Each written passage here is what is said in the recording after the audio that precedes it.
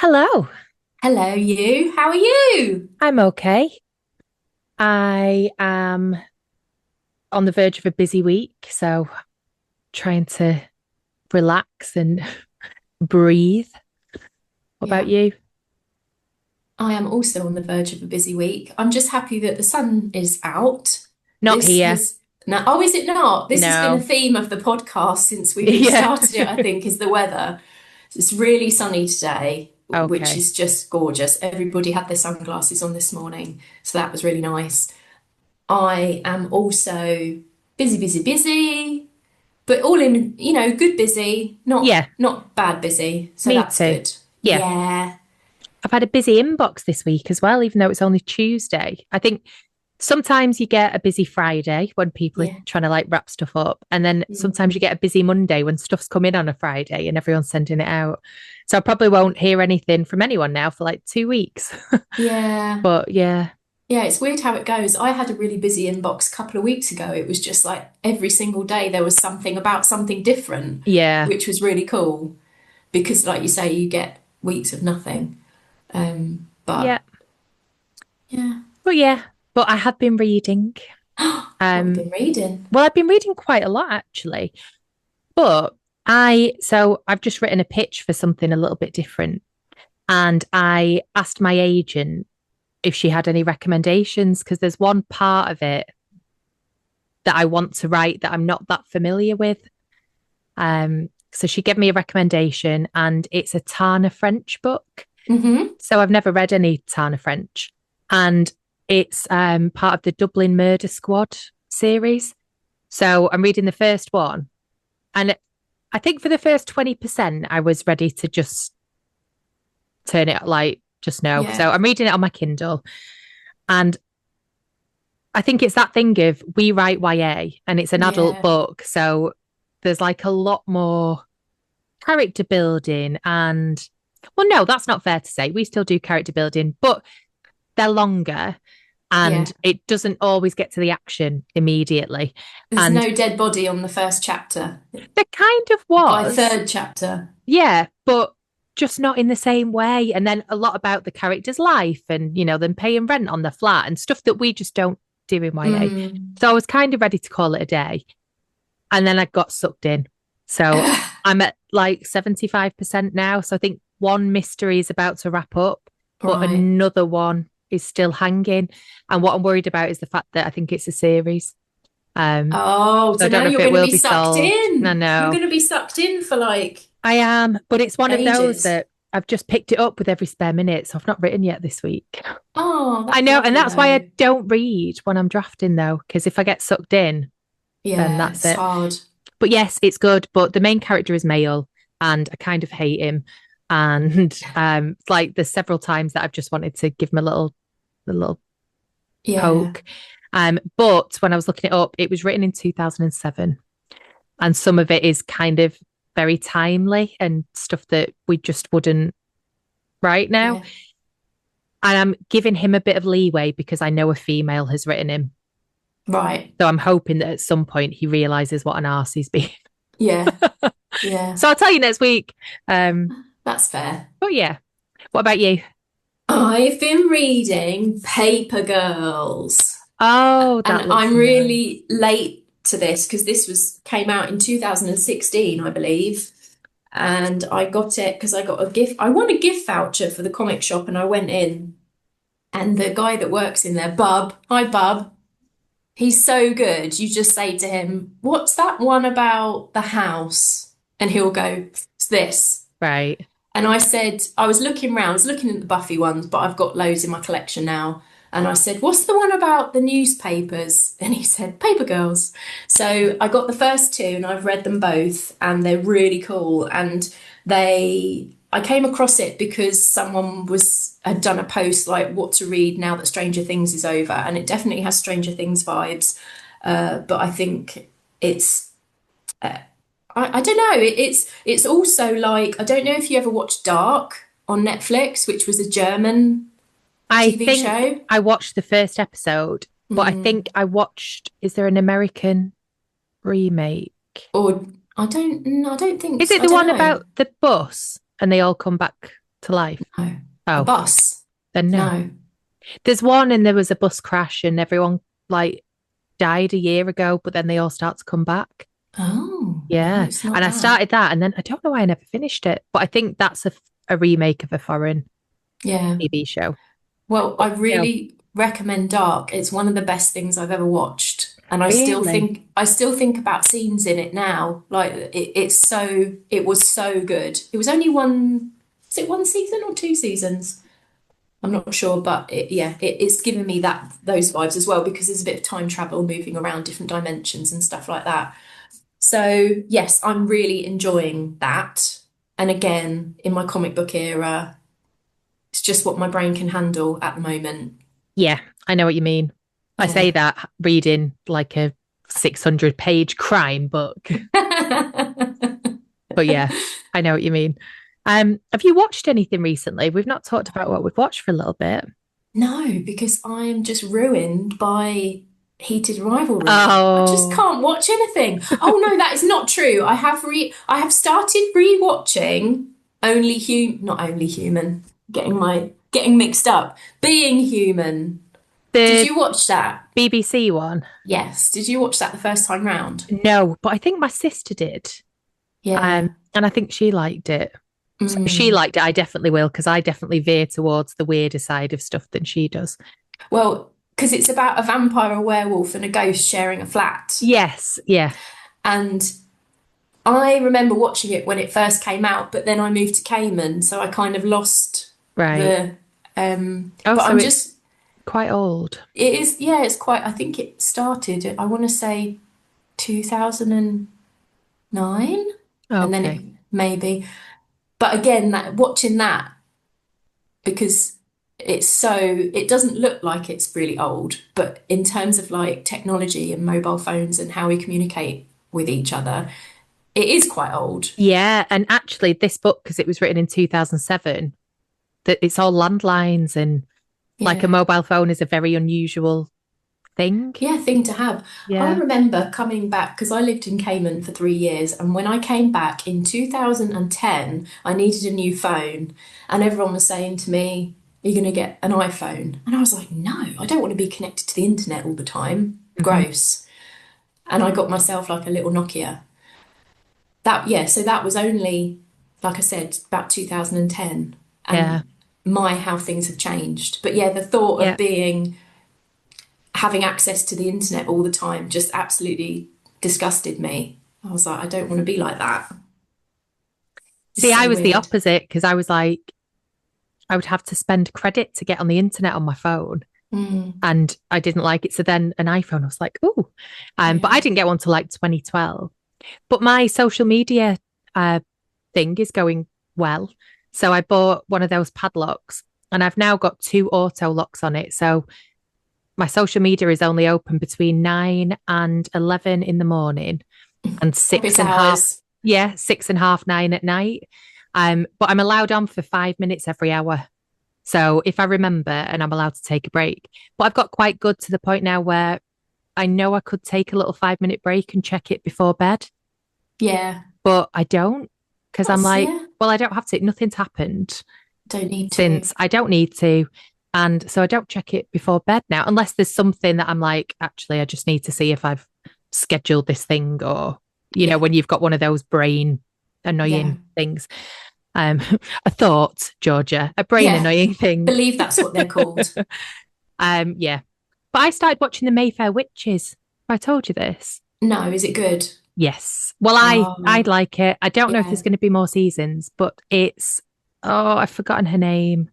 The girl with the blue eyes, like the unbelievable. Insanely blue eyes. She Yeah. was in Percy Jackson, wasn't she? Yeah, and she's Yeah. gorgeous and Yeah. she's really good in this and it's Anne Rice.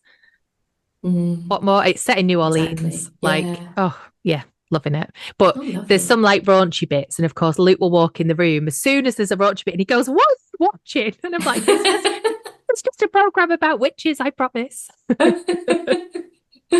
Every time. But yeah, so I won't be watching Heated Rivalry unless he's gone away somewhere for the weekend. Yeah, yeah. But anyway, yeah. I have started leaving. like non-fiction books and magazines and stuff around the house. So when the kids are playing on the Switch or they're watching TV, instead of me just picking up my phone and scrolling for no reason, I'm picking up a book or a magazine or something to read instead, Oh, which has that's been quite good. nice. Yeah. Yeah. And it's a good way to fit a little bit of research in too. Yeah. And it's a good example to set, Yeah. I Yeah. think. Yeah. Yeah. Hmm. Okay. Talking about research, should we bring our guest in? Yeah, let's. Okay. So today we have got someone, I've not actually met this author, um, but we're going to talk to Stephen Daly. So Stephen's an author and photographer from Belfast. I went to Belfast for the first time last year and was just utterly amazed. Loved it. Really want to learn more about the history. Yeah. Um, so I'm hoping he tells us a bit today because I think this book is based on Yeah. growing up there. So he's got a background in theatre. He knows that storytelling is the best way to reflect the complexities of life. And his book, The Last Death Poet, has got personal resonance because Stephen grew up as a queer young man during the Troubles and left the country at 18 to try and be himself, which Oh. is just so brave and Mm. must have been just a scary time anyway, but a personally kind of scary time. Yeah. He believes it's time to tell more queer Irish stories. So he's going to talk to us today. I'm going to let him Okay. in. Hi. Hello, Stephen. Hello. Hi. How are Hi, you?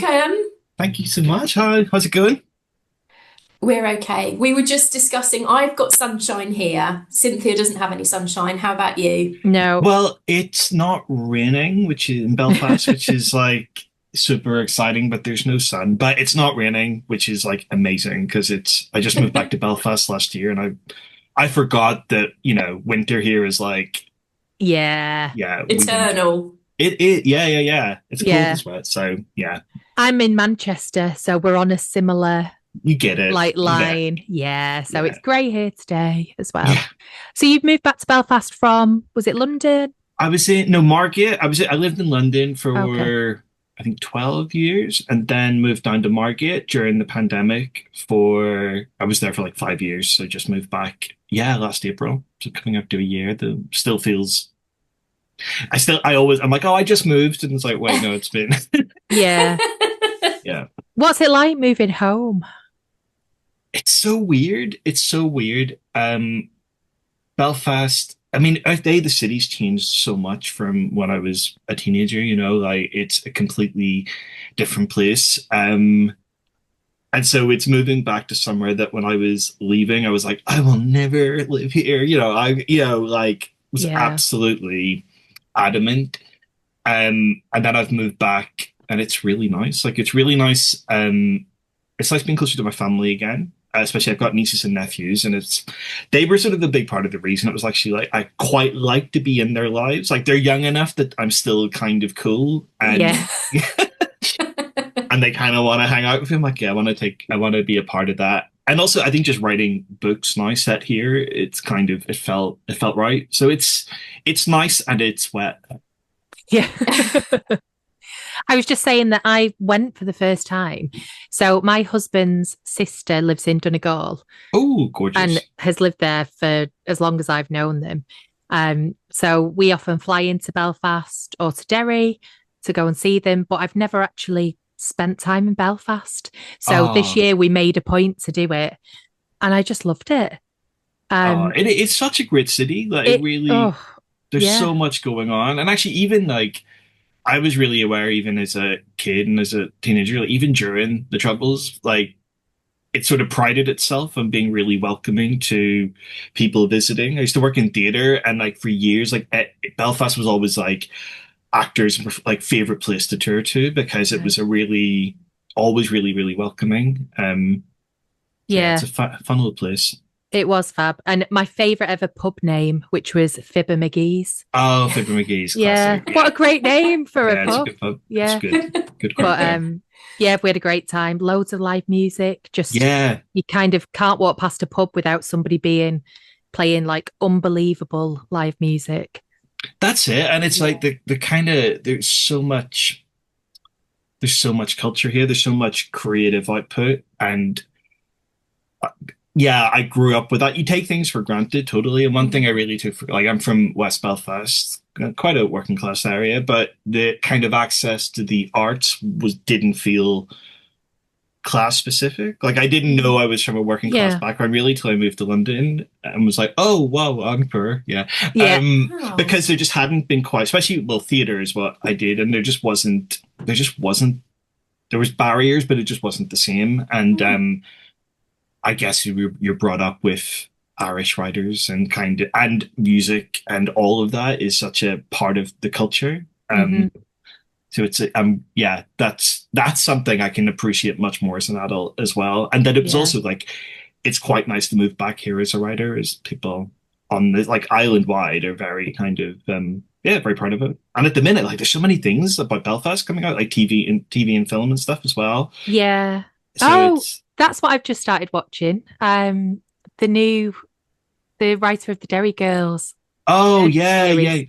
Yeah, How to Get to Heaven from Belfast. Yes. Yeah, I'm gonna binge it this weekend. That's my plan. Yeah, Yeah. I I can't wait think to watch it. I think we've done two episodes and it's all kind of filmed through a fisheye lens and so you're all a bit disoriented and but they're just the actors are brilliant and then of course Dougal from Father Ted pops up as the weird little like innkeeper with a glow in the dark bow tie and it's just brilliant It's already. great. Oh, Dairy Girls. I mean, I think Dairy Girls has done so much. I know, like quite a few writers have dropped messages to Lisa McGee. Just I'm like, thank you because Oh, you've kind of Oh. opened the door to kind of going. Actually, you can tell stories set there, and it can look at the humor and the Mm. trauma of yeah, it all. But yeah. So I think Lisa is definitely Dairy Girls has opened a lot of doors for us all. I think.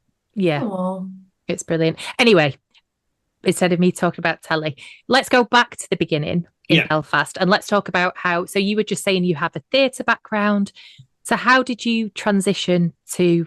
Because this is your debut novel, is that right? That last F poet at 2nd of April. So I didn't write my entire life. Like I knew I wanted to do it. Loved it as a kid. Like really, really loved it. Got into drama and was doing theater, and then moved to try to be an actor for a bit, which was enjoyable, but I didn't like how little control I had. Which probably should have told me I wanted to be a writer from the outset. But I went into producing and moved to London and was working like in the West End and with touring companies. And I think I was working with such incredible writers. I was just like, well, this I can't do that, so I'll not do anything. Um, like I don't like I understand it now as that kind of real perfectionist thinking, and I Mm. just was like, well, I'm not going to be good, so I'll not do it. But if you'd asked me, like, it was like my dream to write, and I think actually novels felt like a complete world away. Like that was something that like I grew up in libraries. My nan used to bring me to the library like every day, but even before, she's so proud she like taught me to read before nursery. Oh. Um, yeah, so it was always like I was always in a book. Mm. It felt inconceivable, despite all the stuff I just said, like where I grew up. That I think authors felt like that's what really intelligent, educated, like posh people do, and I'm so in awe of it. But I can't do that. And I didn't go to university when I left school. I went straight to like working in theater, and then I think the kind of like that bug in me of kind of like I want to do more. I want to write. Let me do. I left working full time in theater and did a degree in psychosocial studies. Mm. In my mid 30s at Birkbeck, which is like an evening university in London, which was amazing. And it was like psychosocial studies was like all about like how the world works and how people work and this mix of like psychoanalytic theory and feminist theory and queer theory. And it was just like amazing. It blew my mind, and I fell in love with essay writing. And I was doing really like non-academic essays. Like I was always like adding a little bit of flavor to it. So I think actually I really fell in love with essay writing during that, and I come out of that degree thinking or knowing it was like I want to do creative nonfiction, and I'd written like my dissertation was this real like autoethnography, like study of me and my feelings, and it was very political. Um, and then in lockdown, just moved to Margate. I was like, I don't know what I'm going to do. All the theaters are closed. So I applied to an MA in creative writing the day before the deadline in September, and it's with Canterbury Christchurch. And yeah, I did that. And again, went in going creative nonfiction. And then I did 1 hour long session. We had this one day, it was amazing. All these lecturers came in and they did an hour each talking about their genre. And I did 1 hour with the children's writer and was like, whoa, okay. And Oh, suddenly, like, because I just thought like I didn't have stories in me. And this within 1 hour, like I had an idea for a middle grade, and it was like I Oh, just made the lectures like I want to do fiction, and I think specifically because I just realized actually like all the books that mattered to me that I thought about and that affected me were books I read as a child or a teenager, or even books that I was reading as an adult, sort of more geared towards young adults and children. It's like it kind of yeah. it that inner child bit of me was where the fun was and where the creativity was. So that was the transition, and that was yeah, that was the Christmas of 2020, sort of over that break. So not that long ago to kind of yeah, I think it was like I was like I really want to write nonfiction, but I wasn't reading it. I don't it's just like and Yeah. it was like oh, I think I just like reflecting and kind of like understanding myself and people, but I don't actually. It's so yeah, it was a real like light bulb moment. So that's how I got into it. Yeah, it's a mm. very long answer. No. Um, So did you write the middle grade novel? I did, yeah, I Right. did it for my, I did like part of it for my dissertation, and then I finished it when I left the degree, and it was this very long um story about a grey squirrel called Kit who Oh, is like living in this park in London, and then this horrible park keeper sort of says it's her fault that there's no red squirrels, the proper British red Yeah. squirrels there. She's never heard of red squirrels. She's like, but I was born here. So it became like a really oh Oh, like on not very subtle yeah. thing about immigration and who has the right to call themselves if you're born somewhere what that means. And she goes on a quest with like a pigeon and a rat and a slug and all these other pests, and I loved it. Like I wow. loved that story so much. And I joined Right Mentor and was working in like critique groups, and which was incredible because it was suddenly there was like other people who were taking the fate of this squirrel as seriously as I was, which is only something other writers would do. Yeah. Yeah. Yeah, but it was like it was really long, and despite every Q&A I went to with agents going, don't want to read animal books, it was like I will be the exception. But that Mm. book didn't get anywhere. Yeah. What But was the title of the book? What was it called? It was called Kit. Oh no, what have I've completely forgot the name of the book. Oh no, poor Kit. No, Kit and the Red Tails of Whispering Oh, Wood. That's it. Sorry. Yeah. oh. Yeah, yeah, oh. yeah. Oh, Kit, so sorry. I forgot your story. But it's nice, and it was like, sorry, my glasses are steaming up with the nerves of forgetting a book. But just finishing a book was incredible, Yeah. and actually, like I sent it to an editor. I got really good. I learned really good things in like I learned a lot of like the things that I do wrong for one. Like I made like I made Kit too perfect. It was like and like where are her flaws? She needs flaws, and that was like mind blowing. And it was like Hmm. okay, great. Like so that's became right. I make sure that that's in at all stages. The structure of a novel. I learned so much from doing it and in the feedback of it, and just that, and Mm, even like rejections are such an important thing.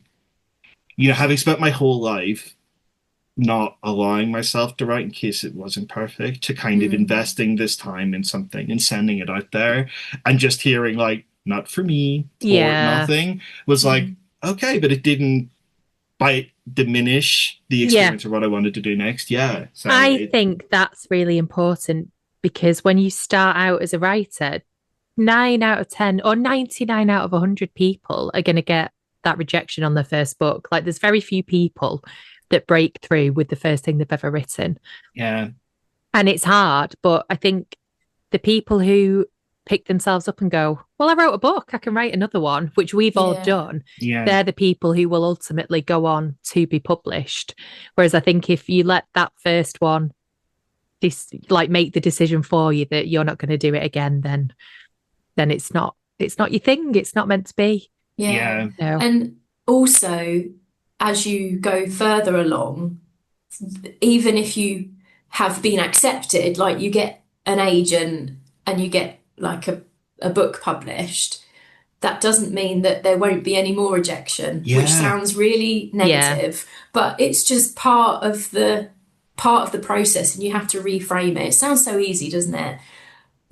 But It does, but yeah, we've all been there. I mean, yeah. I know Georgia has had a gap between books published. I've been consistently published since 2021, but I've just gone through a period where it was like, actually, no, that idea that Mm. you've just given us for that contracted book doesn't work. Let's do something Mm, else. And it's like, you think you're contracted. So, of course it's going to be easy, but mm, you're still kind of getting a form of rejection. But you do have to reframe it and you have to turn around Mm. and go, well, you know what? I would have given anything to be in this position like 2 years ago. So you kind of go with it.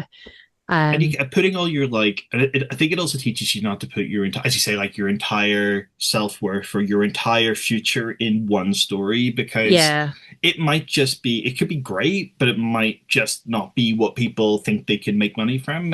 yeah, And I think like one of the best things I did as well was I was writing loads of short stories even while writing that book and sending them out to like competitions and stuff. And some got some published and majority didn't. And again, it became it like it bec accepting that rejection is just someone, and that it's just not saying you're terrible. It's saying I just prefer this book, hmm, which is like we all do. It's just someone going like I yeah, actually like, it's just yeah. I like this one more. And you sort of see that even like I'm sort of seeing that now of kind of like, some debut books are like it's the one, everyone's talking about. It's like, yeah, because people just like some things more. It's not yeah, about me being Yeah. bad. It's just, yeah. yeah, And that I think you get that from putting things out there and not going, yeah, not putting all your hope on the shoulders of a gray squirrel, for example, in my case. And it was, Definitely. yeah. Yeah. What you said about competitions and things like that, I think that's a really good point because when I was in the sort of midst of not having an agent, not having another book deal, my other book had been published and it had just sort of been a total disaster. I had a very young baby and a toddler, and I entered a competition. It was a Scooby competition to write the first chapter of a rom-com. And I had been writing thrillers and horrors up to that point, and I just thought, oh, maybe I should just try something else. And actually, this seems like quite fun. So I'm still doing a bit of writing, but I'm not pinning anything on it. Mm. And I wrote that chapter on my phone with one thumb while my baby was on me asleep. And it won the competition. And I was then able to go and meet with the person who was judging the competition. We had a really good chat about it, and she said, "Look, if you ever write any more of this, I'd love to see it." And so that was always like in on the back burner. It was always in the back of my mind, like for a long time because I was so busy. Anyway, over a period of couple of years, I ended up finishing the book, and that's my book that's coming out in a couple of months. And I think because I hadn't pinned anything on it, I wasn't like, right, I'm trying to chase a trend, I'm trying to do this, I'm trying Yeah. to, make a million. I just wrote it because it was fun and it was like a challenge as well. And I think because it took the pressure off, it probably meant that my voice came through a little bit better Yeah. than it had been before. So yeah, look out for those competitions, guys. Oh, It's short always, story. I yeah. kind of I want to get back into it myself because also when you're in the middle of something or struggling to start something and you're thinking about 70, Mm, 80,000 words, being able to finish something is such a nice feeling. Where yeah, you're yeah. like, I'm gonna write especially but like children's and YA short story. It's usually like 1,500 words, like Mm, max. It's like that is, which also it's a nice little way of like getting an entire structure in there. Like, but it means you can finish something and be mm, like, I've written yeah. something. It's complete in the form that it's meant to be, and it's done. And I find that a really nice feeling when you're staring Yeah. down the road of a unfinished manuscript. Yeah, it's satisfying. You're Yeah. absolutely right. Yeah, it is. It's a good feeling, And they're definitely. fun. Short stories are fun. Like I Yeah. really enjoy them as well because it's like, well, I'm only responsible for this amount of of time. Like I don't have Yeah. to. You can jump right in with something really exciting and then get out. Mm. It's like great. There we go. Yeah, You your know, imagination can do the rest. I've Yeah. never really done many. Oh, they're fun. I I've really like it. I've got one published. There's a book called A Taste of Darkness where there's like 13 young adult authors who all did a short story. And I did really enjoy it because it was just done and it was Yeah, wrapped up and it was like how much action and body horror can I fit into? I can't remember, 8,500 words, something like that. So it's mm, like I think I did it in a couple of days and that was it. And it had very minimal edits. And I was like, amazing. yeah, There was no massive plot to unpick or like a lot of my edits will be a structural thing of right, should this come here? Have I mentioned it too early? yeah. Is it going to give the plot twist away if I don't do this here? So yeah, it was actually a nice experience, but Like they're I really just hard. haven't done them. It's such a skill. Like it's not to say like oh just this will be. It's like no, it's a complete skill. But there is Yeah, it's worth investing in the skill because Mm. you can complete something and it's really not. And also it's a nice way when you get to that point. I think when you're absolutely sick to death of you're when you're I was like I cannot stand this yeah, person I've created. I need a break to kind of jump out and write something else and just go like yeah. yeah I find it really I find it fun. It's fun. Mm. So how did you go from short stories, competitions, all of that stuff to getting an agent and then eventually getting to your debut?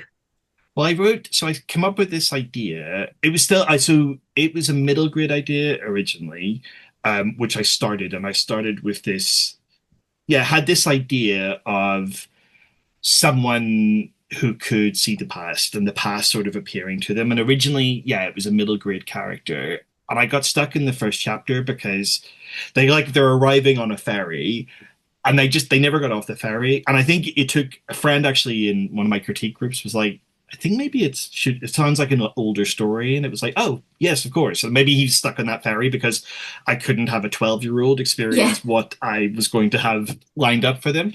Um, so I started very slowly on that book and did something that probably a lot of people would advise not to do. But at Twitter, someone was running a pitch competition on Twitter, and I put out a story that I'd only written like 2 or 3 chapters of. I just put it up there, and I got like runner up for the pitch, and it was my now agent, Sylvia Multani at PFD, had been judging it and had said, send through and had said actually I'd be up for reading the chapters of the opening chapters of the other people that had done it. And I had my opening chapters, so I sent it. And she really liked it. Was like, keep me posted when you've got more. So I went back to writing. I started working. I find YA a little tough at first, and I got Melinda Salisbury to mentor me again for Right Mentor, which was incredible. And so she was just absolutely amazing of just kind of infusing me and also having those deadlines to work towards of like I have to send Mm. stuff to her. Um and knowing that I kind of had an agent who at least liked the idea Yeah. was great. At the same time, I entered it into the PFD Queer Fiction Prize, and I got shortlisted for that. And then while it was finished, I entered into the Undiscovered Voices, and it was one of the finalists, one of the like. Oh, So it all kind of I just kept entering it into things, some of which yeah. before I'd finished it, which don't do officially, but also Yeah. it But it's works. worked out okay. It Yeah. worked out okay. I mean, and then so I had finished it by the time it came to like the big launch party that you do with Undiscovered Voices. The first chapter was in a book. Went and I mean, this is an incredible competition. Because you go to this party and there's all these agents and editors there, and you kind of have a list of people you'd like to talk to, and it's horrible and nerve wracking, and Mm. most people in my cohort, like the thought of small talk was like, ugh, Yeah. but actually you realize everyone, most people, pretty much everyone I've met in the book world are just like nerds Yes, Yeah. definitely. that like books. Definitely. Yeah. Yeah. So it's like the opposite of school. It's like the opposite of school. It's like it's Yeah. everyone that hung out in the library, or it's like Yeah. oh, you just like books, great. And then it's really easy to talk to them, because also Yeah. people want to hear about stories. So that was great. And then, but yeah, after that, I just had said to Sylvia, like, the book is finished. I've just been, I've just been one of the undiscovered voices ones, and I sent her the final manuscript, and she read it in 2 days and came back with a couple of ideas of like, would you be willing to change this? And I was like, yeah, because it made sense.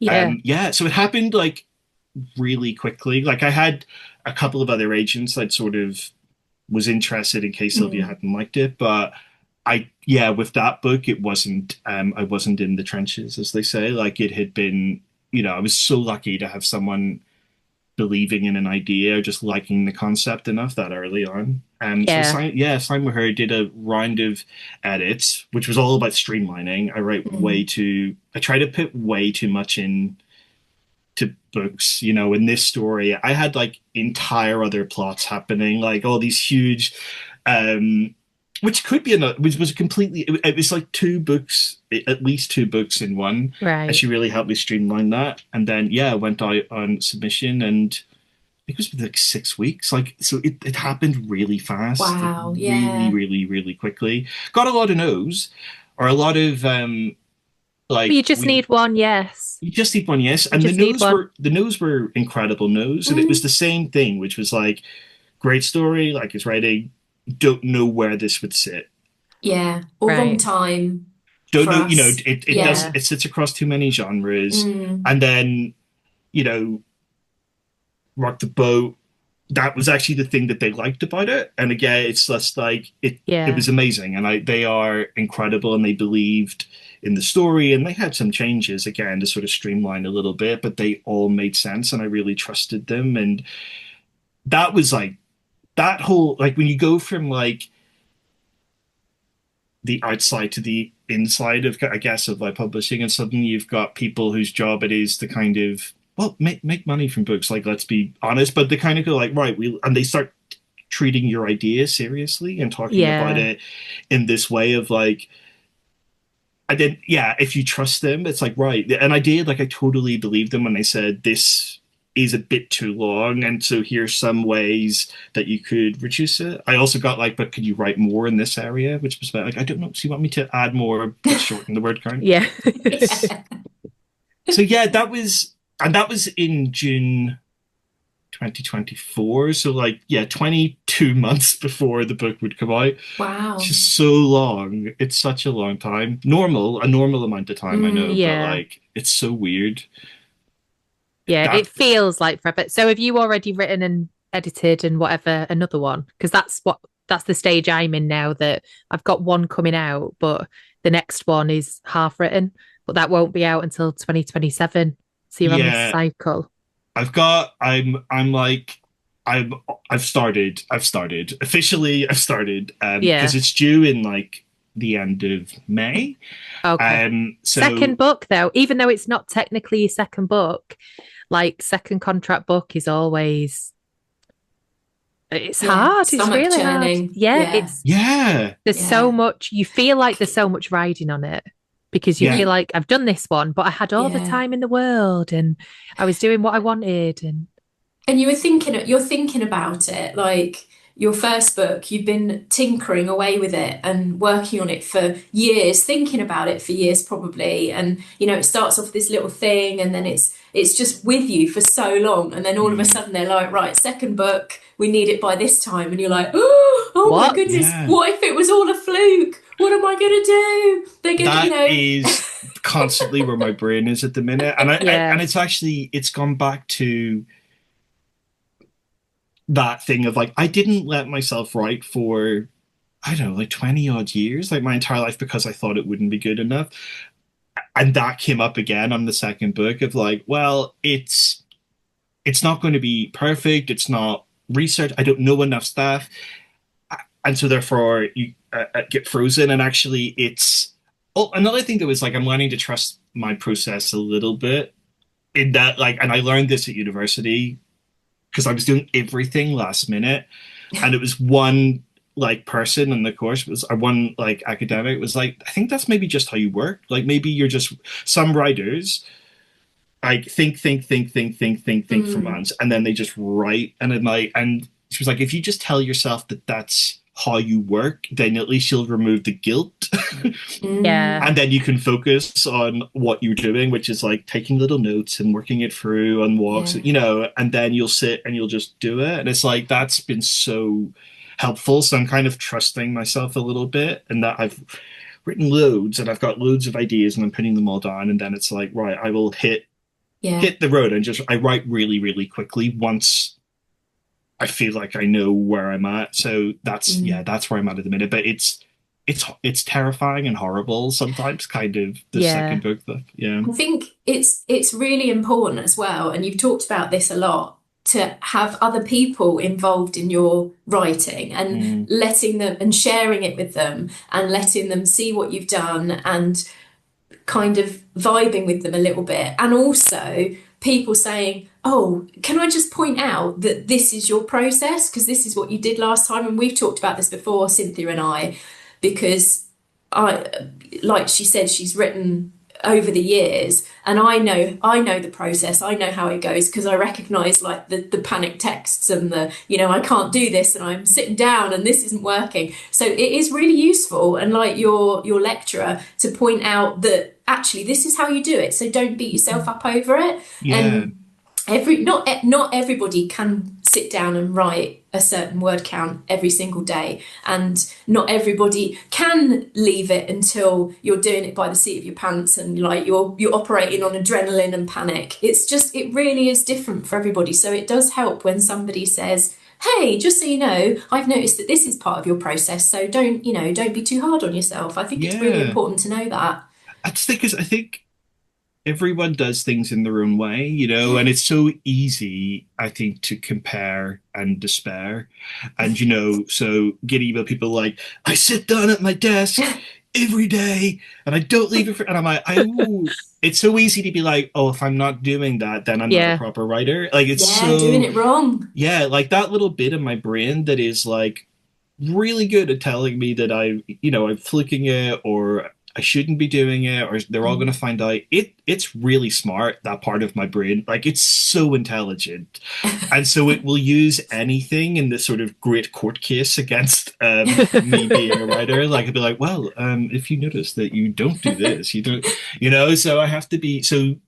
And actually, I think the more writers that you can talk to, you will find other people, I think, that do things in a similar way. And I'm in a lovely WhatsApp debut group, which has Mm. been incredible, like Yeah. so lovely, So like helpful. so helpful. Like they Yeah. know they're the only people that really understand what you're going through, and that Yeah. can be the excitement of seeing cover sketches to like copy edits or I feel like I don't know what's happening or it's like everything we've just got that space for that, and also to celebrate each other as well. It's Yeah. like it's so wonderful.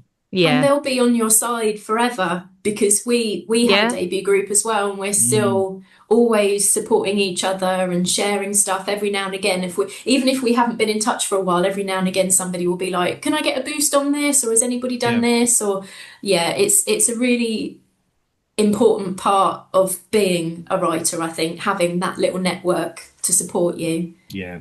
And So with they've yeah. all, especially for book two stuff, everyone's like Yeah. Yeah. but like people that are a little bit ahead or have submitted, it's like they're just looking for, everyone understands that you can't write the same thing in a Mm, handful of months that you could over like it's and that it's Yeah. it's a thing. It's a thing that everyone knows that it's kind of, or they've had the same conversations with every author on their second book, it feels yeah. like. And Yeah. yeah, And I think I've learned that you get a deadline, but if you need to move that deadline, it's not the end of the world. yeah, And I think you don't really know that for your second book because you're like, need to do this. Um, I've only ever asked for one extension because I just hate like if I have a date in my head, then that's it. That's kind of when it is off my plate. So that's when I try and aim for. But then I've talked to people over the years who are like, yeah, this book's 8 months late. And me and my editor just kind of keep avoiding it because she knows I'll get it done because I've done so many others. But, it'll be, and I was like, what? That's crazy. But Yeah. then you think, but it's not the end of the world. It's just going to get published a little bit later. So if Mm, you're desperate for that time, Ask for it. there, ask for it. yeah. Yeah. And that's ask for it and ask for it early, because there Yes. are Yeah. mechanisms, there are things that are lined up for that, and Yeah. it's like, yeah, but give as much notice. And I Yeah. had, for this second book, we sort of signed off the idea before Christmas, and then they were like, do you think you could get it done by, it was end of March. And at the time I was like, yeah, Yeah. because just Sure. like say, yeah. And then after Christmas, like, there's absolutely no way I can do that. No. That's not possible. And then Amanda was like, yeah, actually, why did you say yes? And I was like, Yeah. so it's like, they get it, like people get it. Mm, And it's mm, much better to ask early and to kind of know what your capacity is and what your capabilities are. We're not machines. So it's, No. yeah, I find yeah, I find the same. It was really easy to ask. And it's one of those things people with a few books, like, yeah, lots of people had says, like, I remembered that, like that tip of like, ask and ask early. It's Yeah. okay. It's not a feel. It's again, it's that voice will say, "Oh, you're not a fit. That means you're not good enough. If it means you're, it's like, no, it just means it takes longer sometimes. yeah. Yeah. Yeah. So, talking of working on the next book and everything, we usually ask people to share a little bit of their research that they've done for their book. So, are you going to chat to us about the one you're working on at the moment, or something else? Yeah, so annoyingly for the first book, a lot of the like interesting research would be so spoilery that I can't really talk about it. Fair Um, enough. Yeah. It's I, hard, isn't it's it? When so you, hard. It must be the yeah. same with mystery. Like Yeah. it's like, yeah, well, it kind of. You just So I can't think, talk about the book. Like, Yeah. yeah, and obviously the second one isn't like announced or done, but I think like what links the two of them and what has been like really interesting is like diving into Irish myth and folklore, which uh, is something like we did a little bit in primary school, but I just don't know that much about. And it really, that difference between growing up in the north of Ireland and the south is one of those real things where it's not, we don't have as much access to it. And it's something I'm really fascinated by, and it's something that I have absolutely loved doing, and like diving into not just kind of like the kind of big myths and the gods and the goddesses, which is amazing, but kind of the everyday folklore and that kind of like, and the thing that I am loving is I'm researching a lot on Irish faeries at the moment, oh, lovely. and Mm. those are like, I was brought up. I mean, I'm sure this is the same in other places, but what I love here on this island is that you have very religious communities, or very religious, very, very religious, but incredibly superstitious at the same time. Yeah. And like my nan was like devout Catholic, would go to mass like every day and would also tell us stories about banshees. And they were like completely like, Yeah. and that historically is fascinating to me. And it's a lot about how the Christian church incorporated a lot of um, the Irish myths and legends at that time and sort of repurposed them and just sort of, so like the goddess Bridget sort of linked to Yeah. Saint Bridget, so We I love actually all that. talked about that last week or the week before because I left out some stuff for Bridget when she came past. Yeah, of course. Yeah, yeah, Yeah. yeah. Well, I'm Yeah. about to read. I've got Kim Curran's new book, Bridget, Yeah. on my TBR. Her book on the Morgan was incredible. But that, yeah, what those things, how she became from a Celtic goddess to a Christian saint is Amazing. incredible, Yeah. amazing. But what I'm loving at the minute, there's a book I'm reading. It's called the Middle Kingdom by Dermot McManus, which is published in the 50s, and it's a historical book of fairy sightings. Oh, Um, wow. it's unbelievable, and it's just like he's an academic that grew up in. and he would have grown up in one of like the big houses, so would have been of like English descent, and he goes around taking these like testimonials of people that have sighted fairies and presenting them as historical evidence of it. Wow. So the even just the concept of the book is just blowing my mind, and it's like it's all like, such and such a person who was a man in good standing, and several people in the village would stand up and say that he would never lie, so therefore his sighting of this fairy is true. And it's like it's I really recommend it. And also Mm. because it's Irish fairies are horrifying, like Yeah. really, really frightening and scary. And um, some of these stories are chilling. Like there's one called which the Stray Sod, which is where people would step into step on a piece of grass that some fairies or the she had enchanted, and as they stepped on it, like the world around them would change a little bit, and people would be like trapped in a field for hours because the gate they just walked through had disappeared. And it's like, and there's one where and it's talking about like people, they can see people walking past, and they're shouting. One is this young girl, she's like shouting and screaming, and they can't see her, and she's Oh. trapped, and all she can hear is like this laughter. And it's like this is Oh, people in like more terrifying than like any horror story. And this is like, Mm. young people in like rural areas, and whether it's true or not, the fact that that is in the culture of a place and that sort of thing of story, yeah. I Mm. love it, absolutely love it. And it's a way of like accessing culture as well, and a way of kind of remembering it. And yeah, like yeah, and also like what people make sense. Like my grand, like she told this story of like her way of like banshees were real because there was someone when they were young who had seen a banshee, and he picked up a pitchfork and threw it at the banshee, and it went through the banshee and into his brother's chest, and the brother died. Oh, that's a And she was good like, story. yeah, and she was like, Yeah. there, so therefore, and the person who Obviously, did they're this real. was acquitted. Like he didn't get like it was accepted Oh, that so Because he of it's the a real thing. banshee. it's a real Okay. thing. He killed his brother, but Oh. said that because it was a banshee that he threw it at, and they were like, well, banshees mean Amazing. a Mm. I'm family Yeah. member's sold. gonna die. Yeah.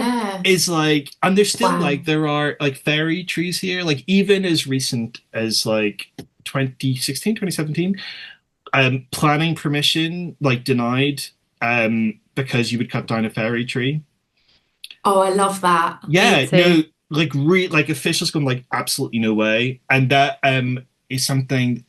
And also, which what I find really interesting is like both sort of Protestant and Catholic. So a lot of Protestant and Unionist, so traditionally British backgrounds and cultural heritage, just as terrified of fairies. So like, there's an area called Sandy Row in Belfast, which is very Unionist, and there is a protected fairy tree in it, and it's like we're all terrified of them because It's what unites everybody yeah, and here. and things that would be put because it would be, if you cut down a fairy tree, some of these stories, it's like entire families of children just dropping dead, and like, it's so rich, and it's so and so powerful that we still have that. And if you drive through Ireland, like you'll see like hawthorn trees untouched, often in like the middle of fields or growing out of the Mm. wall, and it's like, and that land would often be divided up to the fairy tree because no one was cutting it down, so you just build the Wow. wall around it. And I want things like that to survive, Yes. Yeah. like Yeah. Me too. My dad grew up in Carlow, and opposite their house was a fairy hill. mm, So they just used to play on it, and it was, just to think that was it was obviously like a mound, or it's gone now, or yeah, it's been kind of covered over, and it was a mound, or it was a a ring, and Yeah, it was just something that they went and played on. And, that's where the fairies lived. And that was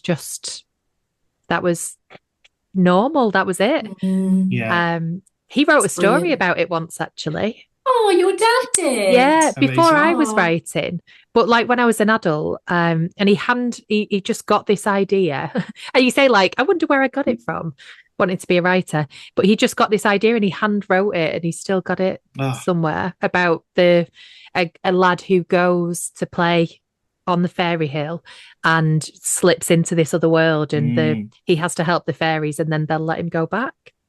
That's about, I mean, oh, they're all over Ireland still, the fairy forts. Yeah, Because then I think they were these, yeah, raised mounds, ring forts that were then built on by, like, things were then built on it by, non-fairies, by us, by yeah, people. So a lot of them non-fairies. survive, but some of them are still just like, perfect circles of trees. And Mm, I still yeah, like even doing the research now of people like even on Reddit. I was looking on Reddit and people going like, I wouldn't go anywhere near it. I still wouldn't yeah, go anywhere near them. Like, there's a weird atmosphere there. There's a weird energy, and I think I love that. yeah, yeah, definitely. And this book was something like it's not. It is something about like my. I don't. If I'm sort of seeking that out, it's like I want people to remember that because it's such a part of cultural heritage. yeah, Mm, Being terrified of trees is so important, I think. yeah. But just like making, and also it's kind of like it is a kind of it's what survived. Like it's what survived, like colonialism and kind of it's like these yeah. it they sustain and they sustain through storytelling, and that's like it's it's something I really that's that sorry that's what I'm looking at for the next book. So I'm looking at fairies and just how terrifying Yeah, they can be, and Oh, I that love it's it. yeah. I'm like again, my nan was like totally. She was like, go to mass, and there were fairies. I was yeah. like, oh, okay, Yeah, great, you know, Brilliant. great, that's it. fantastic. I was terrified of the banshee for Oh, same. years because my Mm, cousins, when I would go over in the summer, they would like tell the story. So you'd almost imagine that you'd seen it at the window, or, Yeah, yeah. it was just one of my like lifelong fears for a long time was the banshee. yeah. It's hard. It's like it's absolutely horrifying. And again, you live in a if you live on a island that is like really windy, and there's Yeah. always Yeah. it's like ooh, it's a yeah, it's I don't know if you've read The Call by Pader O'Gillion. No, but I do have it, and it's Oh, something that I always mean to, and so maybe I should. read it. Mm, It is like horrifying. Like it is Okay. so frightening. Like it's so scary. And yeah, a big inspiration for what I'm kind of looking at now, and what I'm sort of interested in is just um how terrifying it is, but also it kind of looks at the fact that something I love about the Irish gods and goddesses is that they don't there's not like a creation myth here. Like Okay. they arrived in Ireland from another place in the north and arrived with powers, and they have and they live for a long time, and then they're defeated and they go and they live in Tierno, they live in another place, but there's something about that it was their land first, and actually if everyone arrives on an island, and I something I kind of I love that, and especially the culture that we live in at the minute.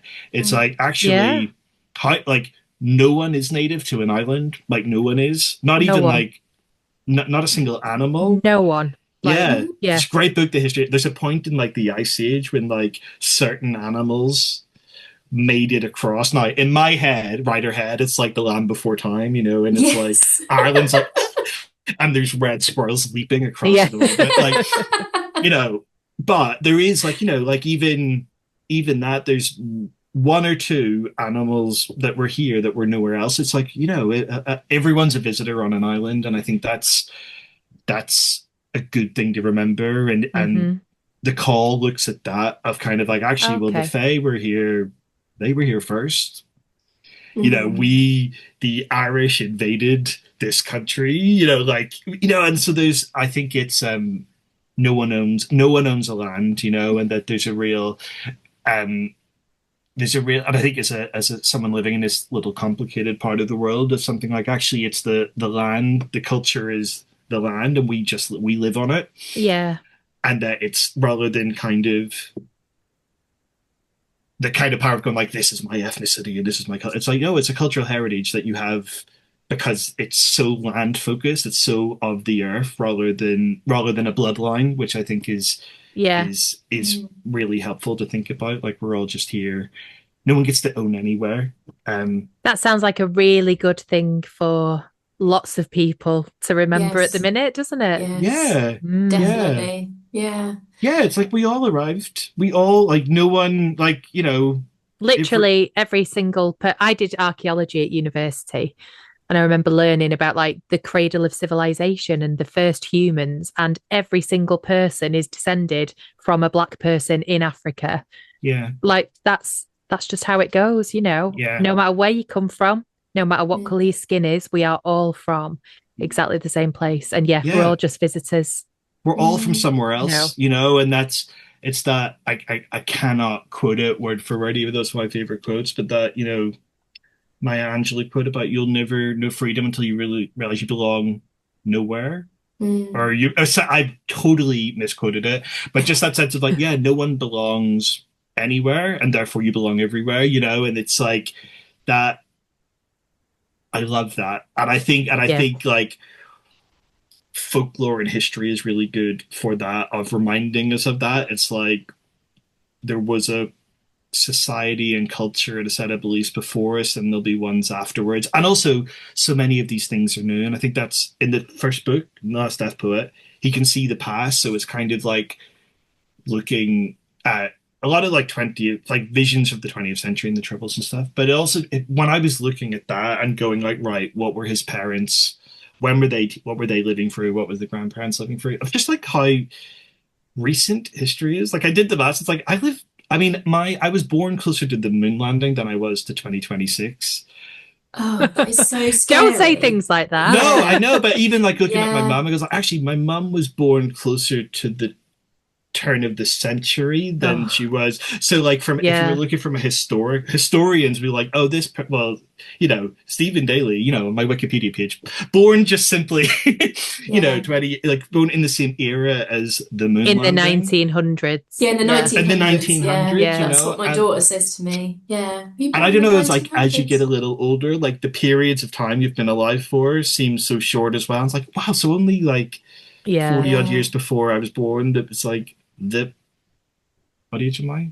The 40s, like the 40s, you know? It's like Yeah. I was born almost the same amount of time away from like the Second World War than I am someone Yeah. born today. And it's like that's Whoa. the world has changed so much, and that Yeah. doesn't feel it's not a long time, but things Mm. yeah, Things Mm. move quick. Yeah. things move quick, and so many things I learned from that degree, like so many things that we say are actual culture were like only a couple of hundred years old. Like they're invented. Like so much of British culture is like late Not real. 1800s. Yeah. Like it's new. Like it's new. It's now part of culture, but it's not. I think we have a thing of like this is what we have done for. And it's like it's not. It's not. Yeah. No. Not. Even things like the culture around death, it's very different in Ireland than it is in Mm, England. And it's very much what has always happened yeah. in Ireland. It used to happen here. And then, you know, the Victorians came in and kind of made it all a bit weird, and now it's this big scary thing. And um it's not kind of celebrated in the same way as it is in Ireland or with Irish families.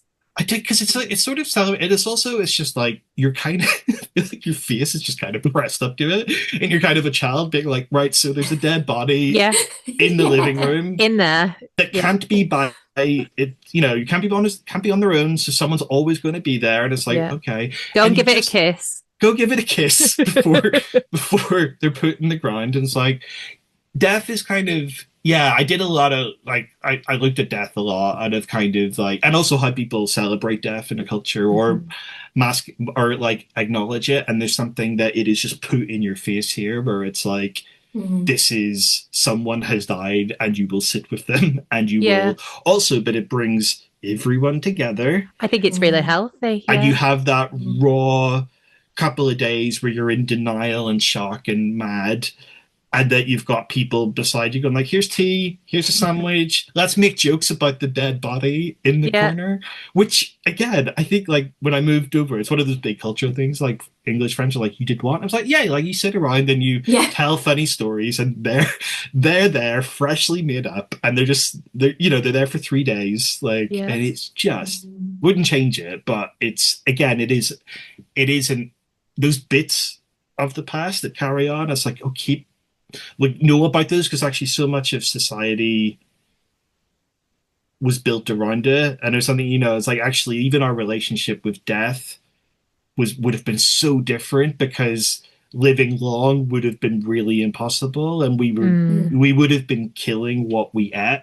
So our kind of like death as a kind of day to day would have been It was a bit more normal, it was a wasn't it? bit It more was like normal. less Yeah, it wasn't sanitized. sanitized. Yeah. Exactly. Yeah. Yeah. Yeah.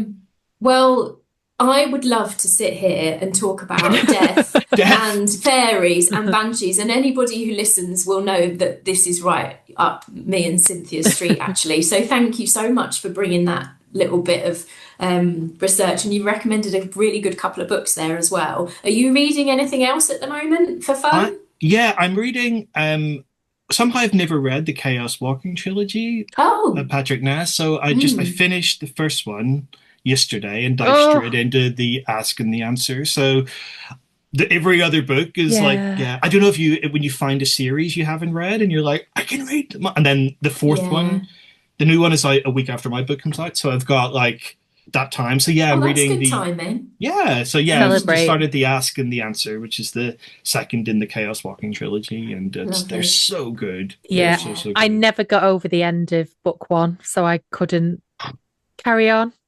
I I just never was picked up the next ones. Oh, yeah.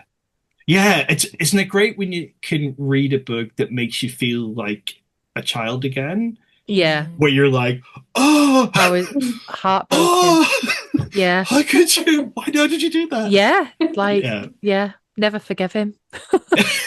And Sorry, yeah, I feel Patrick the same. Ness. You, yeah. Patrick, I know. making What, me feel Stephen? things. Oh. So what's next for you, Stephen? When's your book published? What date does that come out? 2nd of April. So Lovely. not long at all. So yeah, doing just bits and pieces for that, lots of like publicity, and decided to have a few launches in different Yeah. cities, which Why is not? nice. Or just like the places that are kind of gone back to Margate for one, as well as they went in Belfast, London. Mm. And then yeah, diving into this new book, which is sort of building and building and building, and it's another story set in Belfast, another LGBTQ plus story with a little bit of Irish myth coming in to mess people up. Oh, sign us up. We're Nice. here Very Yeah. for fun. it, definitely. Where can people follow you online? Mostly just Instagram now, Hmm. which is yeah, Stephen Daly writer on Instagram. I think I am on Blue Sky, but I don't use it. But yeah, Instagram I find is the best place. And I'm Yeah. a photographer as well, so I quite like Instagram. What sort of Yeah. photography do you do? Well, it was another Anything? lockdown thing, so mostly portraits and events. So I quite like Mm. creating creative portraits and events and wildlife as well. Oh. That kept me sane during lockdown. There was Mm. something about the world was going mad, but like sparrows were still just doing what sparrows do. Like it Yes. was really comforting. It's like Yeah. Yeah. they're just getting on with things, like it was Mm. really and also just for like stopping and pausing, because you can't tell them what to do, so you just have to wait. And Mm. yeah, and there's a lot of, so not surprising that a book about squirrels came up, and I was writing that book at a time when I was learning to photograph squirrels and pigeons and bees, because that's what Oh. was in the back garden. Yeah. Oh, Do lovely. you share your work online? Yeah, I've got Yeah. another Stephen Daly Photography is my Okay. photography Instagram, and it's actually for again similar to short stories. Photography is incredible because it's really quick, Mm. which is why Michael's a photographer in the Last Death Poet. There's again, it's like I've taken the photo, it's there, it says I can Yeah. edit it, and it's like, look, I did it. It gives me the dopamine hit that Yeah. writing doesn't. Oh. Not until the end. Not Yeah, until the end when you're holding that book in your hand. yeah, that and Yeah. Lego. Lego's another Oh, good yeah. one. Yeah. That is, I don't know if you Yeah. can see in the mirror there, but that is my Oh, gosh, bookcase, yes. my Billy bookcase full of yeah, a lot of my advance went to buying very expensive Lego sets. But Well, it's yeah, no, good it's investment. good investment. You do something with your Yeah. hands and then you can see it. Yeah. Yeah. So satisfying. It's really Yeah. satisfying. I got my book printed as a little Lego book, which I Oh, give, Oh. yeah, which is a lot of fun. So on oh, the day that's the book, cute. I've got the Lego bookshop, so I'm going to have it like stacked in there for like Oh. Oh, public. I'm such a that's child. brilliant. Yeah. It's great. I Like you love said, not being though, a proper grown up. It's yeah, we're great. all just nerds who Yeah, found our Yeah. thing and nerds. ran with Yeah. Yeah, it. exactly. Where people are kind of like, "That's great. You're a nerd. Awesome. Me too." It's like, yeah. Yeah. Yeah. Oh, Brilliant. well, it's been lovely having lots of nerdy chat with you today. This has Thank been you so so much much. fun. I felt really nervous before, and it was like then it was just remembering. It's like, no, it's book Yeah. nerds. I know how to It Yeah, talk is, about it's, books. yeah. Yeah, exactly. Yeah. yeah, We just Yeah. want to talk And about weird things. That's it. yeah. Yeah. exactly. We're here for it. So yeah, Awesome. thank you so much for Thank coming you so on. much. Thank And you. good luck with the book and have a lovely time at all your launches. Thank you. And yes, and we wish you all the best. Thank you so Thank you much. so much. Yeah. See you soon. Bye. Thank you. Bye. Bye. Bye. Browser history deleted.